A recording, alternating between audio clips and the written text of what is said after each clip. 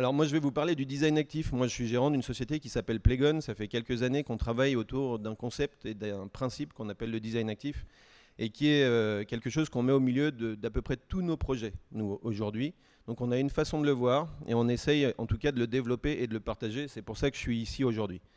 Donc une définition qu'on a déjà tous entendu parler, c'est mettre en mouvement les gens. Comment je fais pour mettre en mouvement les gens sans forcément qu'ils s'en rendent compte? Et qu'est-ce que je mets à disposition des usagers pour qu'ils se mettent justement en mouvement et qu'ils aient envie de se bouger? Comment je fais en sorte que ces gamins dont le professeur Carré parlait juste à l'instant se mettent en activité alors qu'aujourd'hui ils n'ont plus du tout envie de le faire? Aujourd'hui on a, chez les jeunes et les plus jeunes, on a un engin face à nous qui est absolument fantastique, c'est le téléphone portable avec une quantité d'applications. Donc aujourd'hui nous on va essayer de chercher à créer des aménagements qui vont répondre à des sujets de ce type-là. Comment je fais pour être en concurrence avec le téléphone portable et rendre mes aménagements assez sexy pour que l'enfant ait envie de le lâcher ou d'être accompagné par celui-ci, mais en tout cas de se mettre en activité à côté. J'ai mon petit prompteur sur ma main. Donc on a... il est là aussi.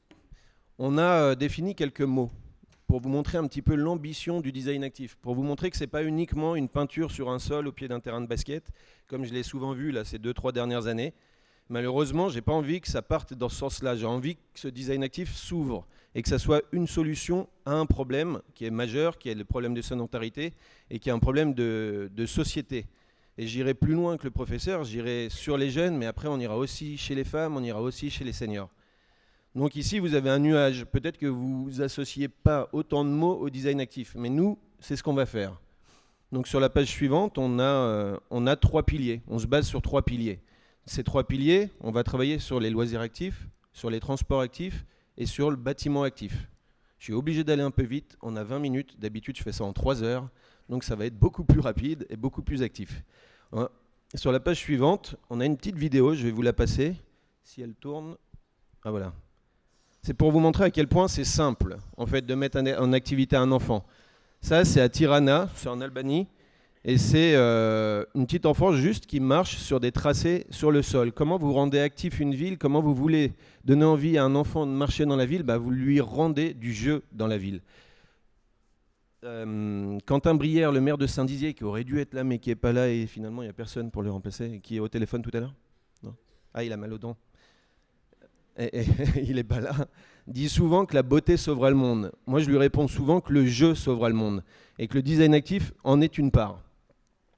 Donc après, ces 3 piliers-là, on les a développés en 12 éléments, en 12 principes. Ces 12 principes-là, je ne vais pas m'arrêter sur tous parce que sinon, on n'aura pas le temps, mais c'est travailler sur, c'est déjà rendre le design actif central à tous ces process, à tous ces points, le mettre au milieu de tout ça, le mettre au milieu de tous les aménagements et penser les aménagements autour d'un axe. Trouver en fait le chaînon manquant qui va relier les éléments, qui va faire que les gens ils vont passer d'un point A à un point B, qui vont se mettre à se bouger, qui vont aller à la rencontre de l'autre, qu'on va recréer de la sociabilisation dans la ville, qu'on va recréer une atmosphère bienveillante, qu'on va faire en sorte de rendre positive le vivre en ville et le vivre entre nous.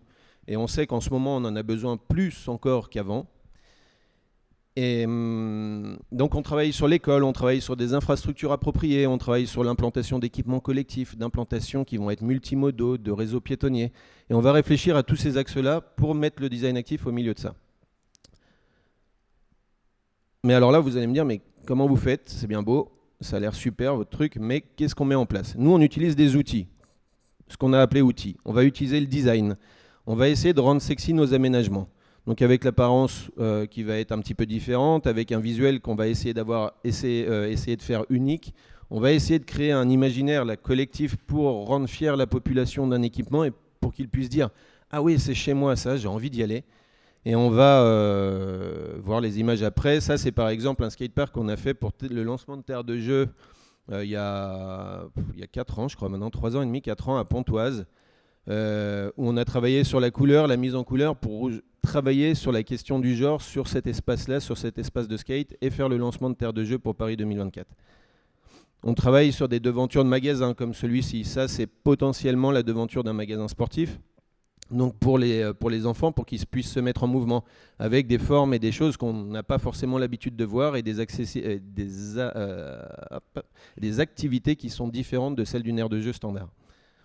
On va travailler sur des éléments de ce type-là. On a un partenariat avec Wall qui a décidé en fait de lancer un engin, un outil, un concept, un rond de 36 mètres de diamètre avec une multitude d'activités qui peut être pluguée à peu près n'importe où dans la ville et sur lequel on va pouvoir passer d'activité en activité. On va travailler sur la transformation et en tout cas la mise à disposition d'équipements pour la ville. Donc en travaillant par exemple des éléments de blocs. Moi je suis un grand fan d'escalade, je suis un grand fan de blocs. Et j'étais assez blasé du fait qu'il n'était pas possible de faire du bloc en accès libre. On a développé avec un de nos partenaires une gamme d'équipements de ce type-là qui va permettre et qui permet de rendre accessible le bloc à tous avec un design qu'on n'a pas l'habitude de voir et qui est intéressant, qui interpelle. Après, on travaille sur le contraste. Le contraste, c'est vraiment toujours cette question de design et cet élément iconique. Qu'est-ce qui va faire que cet équipement-là va vous donner envie de venir et qu'est-ce qui va faire qu'il va se démarquer de tous les autres? Donc ça, c'est par exemple quelque chose qu'on a fait à Versailles. On a travaillé avec la mairie de Versailles pour faire des terrains de basket sur le thème d'André Le Nôtre, des jardins d'André Le Nôtre. Ces visuels-là, c'est exactement les mêmes visuels qu'on a repris qui vont encadrer la pratique des épreuves hippiques dans le château de Versailles. Et donc ça, les Versaillais savent ce que c'est, le monde entier sait ce que c'est en fait en voyant ces équipements-là. Et on sait qu'on est à Versailles tout de suite. Et c'est important de plugger en fait l'équipement qu'on a avec la vision de la ville et avec cette notoriété de la ville. On travaille sur des éléments de ce type-là, des éléments qui vont être totalement iconiques. Ouais, on va intégrer à l'intérieur l'aspect de la chronotopie qu'on ne voit pas encore assez en France, mais l'usage de l'équipement à travers le jour et la nuit. Pourquoi vous vous arrêteriez de jouer ou de faire du sport à 17h l'hiver parce qu'il fait nuit? Il existe des solutions pour vous aider à aller dehors. Après, on travaille sur des équipements qui sont différents. Ici, vous avez un stade d'athlétisme, vous avez des terrains de basket, vous avez une aire de jeu. Et vous avez tous ces équipements-là qui sont mixés, qui vont vous permettre de partir d'un équipement à l'autre et puis de vous amuser. Et vous avez aussi cet équipement-là qui est au pied d'un immeuble à côté d'un centre commercial pour rendre accessible le centre commercial et faire en sorte que les habitants des immeubles puissent jouir de cet équipement de manière constante. C'est la transformation de lieux de ce type-là. J'aurais aimé pouvoir vous présenter une autre photo que celle de Sydney aujourd'hui, mais je ne peux pas encore, mais on a un beau projet qui devrait voir le jour de ce type-là. C'est la transformation de lieux qui sont même pas des tiers-lieux, mais qui sont des non-lieux, en fait, des no-go zones dans les collectivités qui ne sont pas utilisés. C'est la transformation de ces espaces qui ne sont pas utilisés et de les amener à en faire des espaces qui vont être attractifs et donner une nouvelle dimension à cet espace en ramenant la question de la sécurité sur la place, en ramenant cette attractivité, en donnant de nouveaux usages à l'équipement et en permettant à la population de jouir de nouvelles installations pour se mettre en mouvement. Ça, c'est toujours les aires de jeu. On travaille sur le contraste jour-nuit avec des équipements différents. Donc les usages, on va chercher à faire en sorte d'avoir des activités qui vont être multigénérationnelles, multi-activités, qui vont être inclusifs. Vraiment, l'idée du design actif, c'est que ça soit inclusif et universel. Et donc de permettre à tous les publics de venir ensemble et de jouer ensemble et de cohabiter ensemble pour refaire ce sens en fait, du vivre ensemble qui a disparu de nos collectivités et qu'on essaye en tout cas de réhabiliter. Donc c'est la transformation de ponts de ce type-là, comme le pont Piano à Rome, qui avait été fait le temps d'un événement par Archetti, un artiste, qui avait rendu des équipements de jeu sur le pont, juste en donnant de nouveaux usages sur ce pont, en créant des tracés, etc.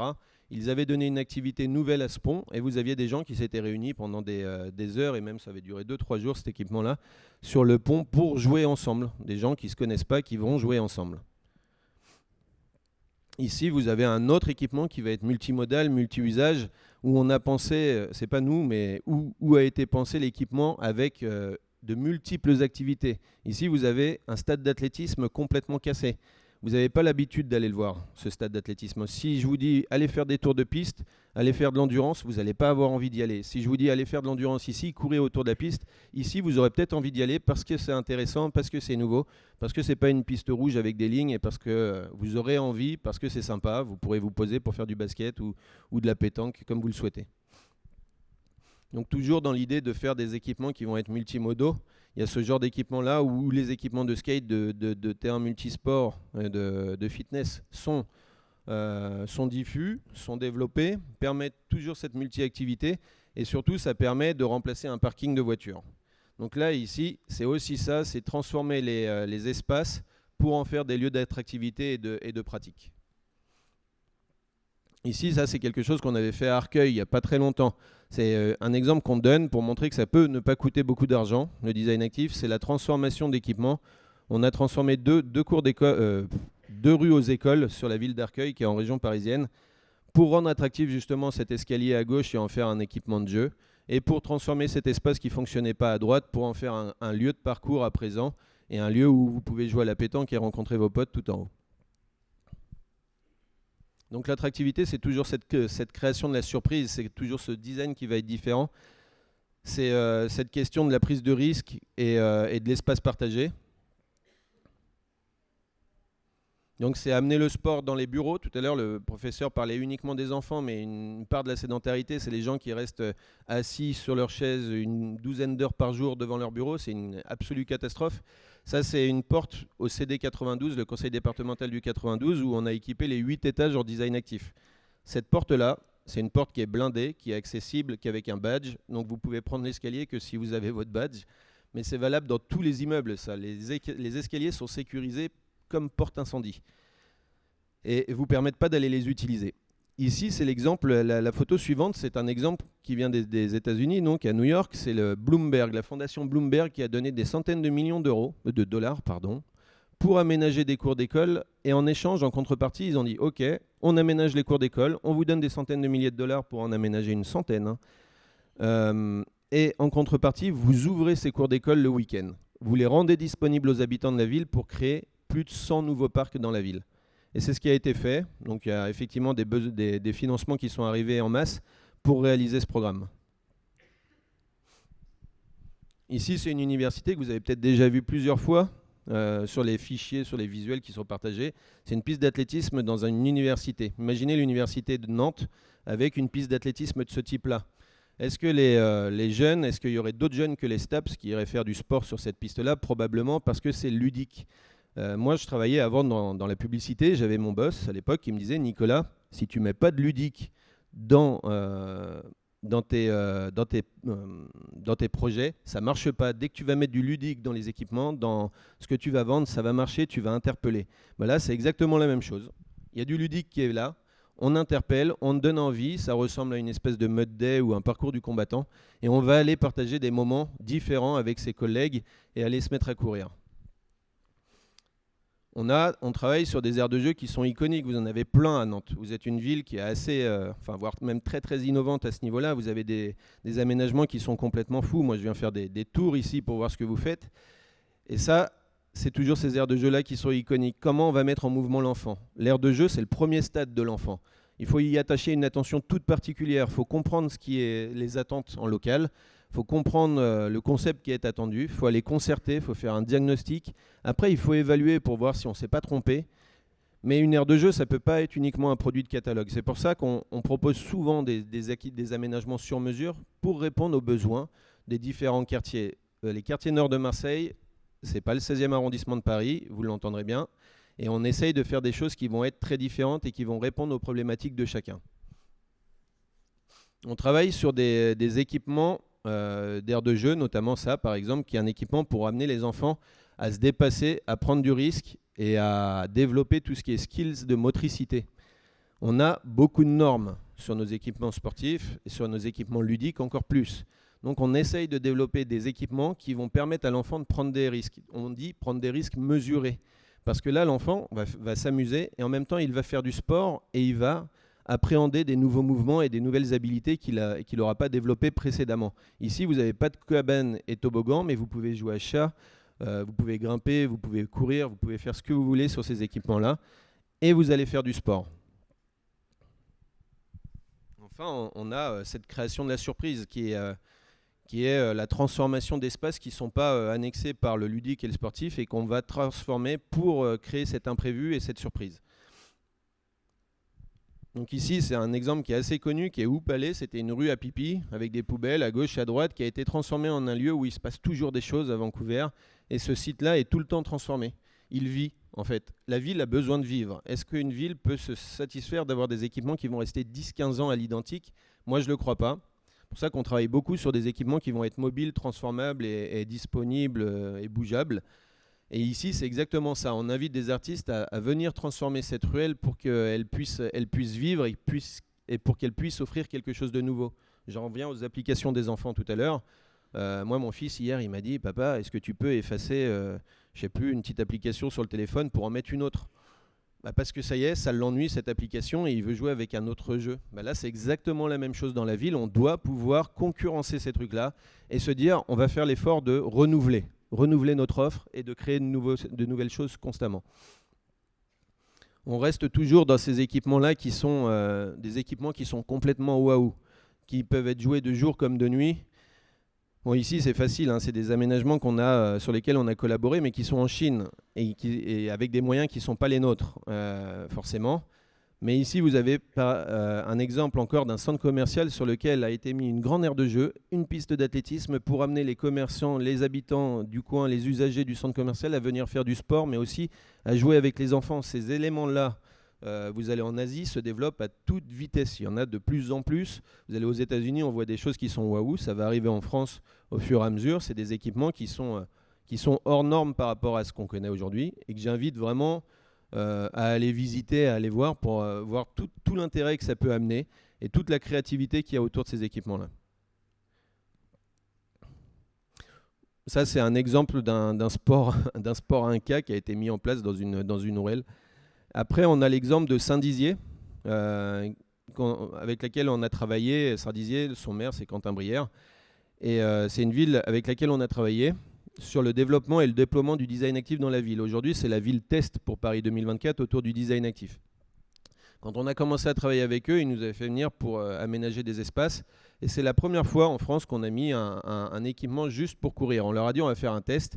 On vous pose un radar, qui est un radar de voiture, et on va voir si les gens l'utilisent. Donc on a besoin de laboratoires et on a besoin de faire des expériences à niveau humain. De suite, ce radar-là, on a vu des papas, des mamans courir avec les gamins, on a vu des mamans pousser des poussettes, on a vu des enfants faire la course avec des trottinettes. Si on n'avait pas mis ce radar-là, pas sûr qu'ils aient utilisé la piste d'athlétisme, ou ils l'auraient utilisé une ou deux fois, mais il n'y avait pas de challenge. Donc on va créer ce challenge et on va créer cette envie de se dépasser et d'aller concurrencer son ami. On va créer ce jeu et ce petit besoin de compétition, là, ces petites étoiles dont l'enfant a besoin et dont les familles ont besoin. Et on cherche à ce que les parents et les enfants jouent ensemble. Ici, c'est un exemple que nous, on aime beaucoup. Ici, en France, quand on attend le bus, on attend le bus. Voilà, on doit rester assis, on ne doit pas bouger. Là, cet exemple-là qui est au Canada, qui a été développé par une asso qui s'appelle Kaboom, vous voyez bien, il y a une aire de jeu à l'arrière du bus. Donc vous n'attendez pas le bus, vous allez jouer. On adorerait voir cette idée arriver ici sur notre territoire.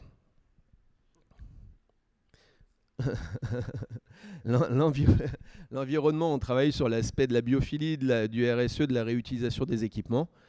On va développer des produits et on va développer des aménagements pour aller dans ce sens-là, pour réduire la circulation des voitures, pour faire en sorte que les gens vivent ensemble, etc. Donc on a mis des exemples comme ici, comme à Barcelone, avec cette transformation de place qui est assez inouïe. Barcelone, ils ont transformé des quartiers complets en ce qu'ils appellent des super blocs, en rendant des parts complètes de la collectivité aux piétons, à usage piétonnier, et au vivre ensemble, en fermant complètement des axes qui traversaient des quartiers. Et donc ils ont créé une multitude de parcs urbains dans la ville, en ayant la volonté de fermer les espaces aux voitures.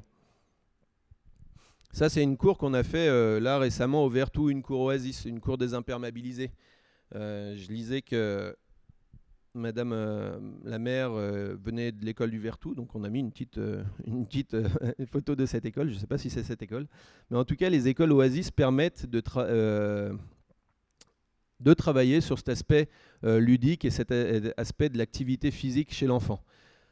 Cette école, c'était une surface enrobée à la base. Les enfants jouaient au foot au milieu. Donc une idée de l'école désimperméabilisée de l'école Oasis, c'est de jouer sur la question du genre, mais c'est aussi de mettre en mouvement les enfants, c'est aussi de leur proposer des activités qui vont être différentes, ils vont créer du jeu, ils vont créer des nouvelles affinités entre eux, et ils vont se mettre en mouvement ensemble. Ici, ça c'est pareil, c'est à l'école de Saint-Dizier. Le maire de Saint-Dizier vous dirait que les enfants, les retours que font les enfants très rapidement, c'est de dire qu'ils se sont créés des nouveaux amis et qu'ils ont joué à des nouveaux jeux dans la cour d'école.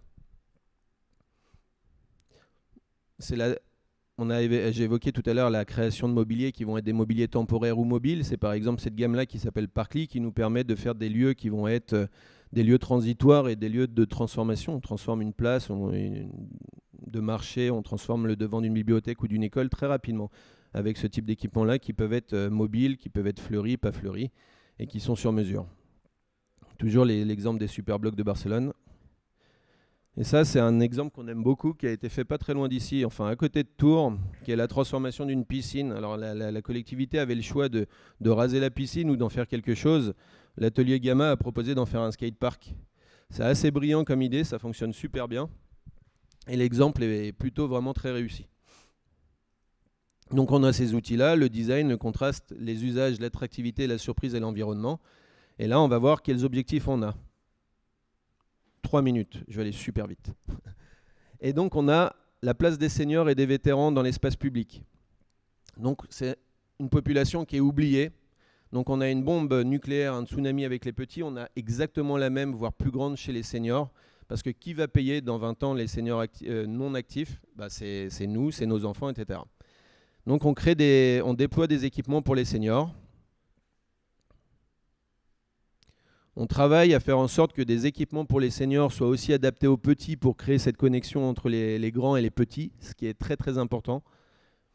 On travaille sur du mobilier qui va répondre à différents usages et qui va être connecté et qui va permettre aux gens de se rencontrer et de créer ce lien qui va pouvoir se faire. On a la question du genre qui est centrale dans ces aménagements-là.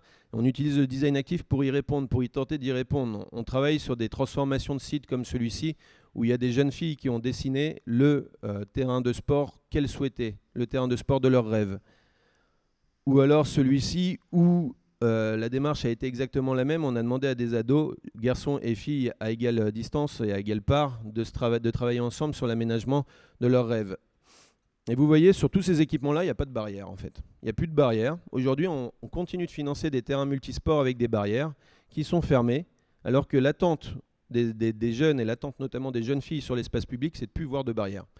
On travaille sur le design différent de modules de fitness, par exemple. Aujourd'hui, on voit du street workout partout. Le street workout, c'est super genré. Vous allez voir cet équipement-là, vous verrez que des garçons, que des hommes dessus, en bien meilleure santé que moi, qui vont faire une 50aine de tractions. Vous n'allez pas avoir envie d'y aller parce qu'ils font une 50aine de tractions. Et au final, vous avez toujours les mêmes personnes qui l'utilisent. On veut éviter ça, donc on va créer des nouveaux parcs de workout et de fitness. On va travailler sur des formes différentes et on amène des nouvelles fonctions sur le parc. On aménage des espaces comme la lumière qui va sécuriser le site, qui est une attente toute principale chez les jeunes femmes et les femmes sur l'espace public. Il n'y a pas de lumière, j'y vais pas, je ne me sens pas en sécurité, il y a de la lumière, j'y vais. Ici, sur cet exemple au Mexique, l'évaluation dit que ça a réduit de 100% les incivilités et l'insécurité du site. Et il y a la ville à hauteur d'enfant qui est le principe pour lequel j'interviens de manière régulière, avec une amie notamment, Madeleine Mas, qui répète tout le temps que chaque mètre carré compte. C'est exactement ça pour la ville à hauteur d'enfant. Chaque mètre carré compte. Est-ce qu'on arrive à la voir cette vidéo-là? Non, elle ne tourne pas. Bon, ici, vous avez un petit enfant qui fait Indiana Jones. C'est habiller la ville pour que la ville puisse devenir ludique et puisse interpeller les gens et que les gens puissent s'arrêter dans la rue et se sentir en sécurité. C'est transformer la ville pour que la ville donne envie de jouer aux enfants. C'est amener des espaces supplémentaires en fait sur des pistes cyclables. Vous en avez, mais c'est juste plugger des petits équipements qui vont rendre que ça va devenir, qui vont faire en sorte que ça va être plus rigolo de faire ça. C'est transformer des murs d'école en des murs d'escalade pour donner envie à l'enfant d'aller à l'école et se sentir mieux et lui donner envie de rester à l'école et aux abords pour que ses parents puissent communiquer entre eux. Il va se mettre en mouvement, il va faire cette petite activité qu'il n'aurait pas fait ailleurs si elle n'y était pas. Et voilà, donc là moi je vais finir là-dessus. Donc le design actif, nous, on cherche à faire en sorte qu'il soit une clé essentielle de tous nos aménagements, de nos interventions. C'est quelque chose qui est hyper stimulant pour tout le monde en fait. Et il faut prendre en compte le fait que c'est un outil qui est assez incroyable, totalement positif, contre lequel on ne peut pas vous opposer grand-chose.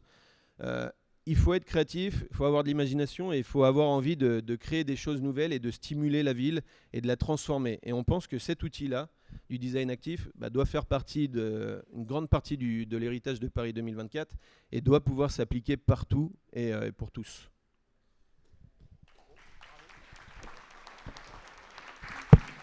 Merci beaucoup Nicolas pour encore une fois ce tour d'horizon qui donne envie, qui inspire et qui pose en fait tous les enjeux sur lesquels on va échanger aujourd'hui, hein, l'enjeu d'égalité, de sécurité, la place des enfants, le côté intergénérationnel, le vieillissement, bref, merci beaucoup ce tour d'horizon, c'est très nourrissant et inspirant.